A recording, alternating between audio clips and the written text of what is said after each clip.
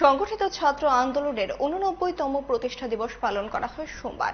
রাজধানীর ছাত্র যুব ভবনে এসএফআই রাজ্য কমিটির উদ্যোগে আয়োজিত কর্মসূচিতে উপস্থিত ছিলেন রাজ্য সম্পাদক সন্দীপন দেব। এদিন সংগঠনের পতাকা উত্তোলন করে দিনটি স্মরণ করা হয়। প্রতি বছর 12ই আগস্ট সংগঠিত ছাত্র আন্দোলনের প্রতিষ্ঠা দিবস হিসেবে পালিত হয়ে আসছে। আজকে 12ই আগস্ট সংগঠিত ছাত্র আন্দোলনের প্রতিষ্ঠা দিবস। গত শতাব্দীর 30-এর দশকে ভারতবর্ষের মুক্তিকামী মানুষ মুক্তি আন্দোলনের ঝড় তুলেছিলেন।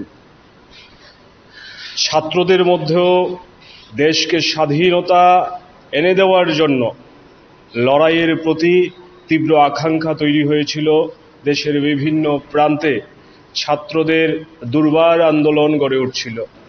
তারই ফলশ্রুতিতে মূলত সাম্রাজ্যবাদ বিরোধিতা, ফ্যাসিবাদের বিরোধিতা এবং ভারতবর্ষের স্বাধীনতা অর্জনের জন্য 1936 সালের 12ই আগস্ট উত্তরপ্রদেশের লখনৌ শহরে একটা সর্বভারতীয় ছাত্র সম্মেলনের মধ্য দিয়ে সারা ভারত ছাত্র ফেডারেশন প্রতিষ্ঠা হয়।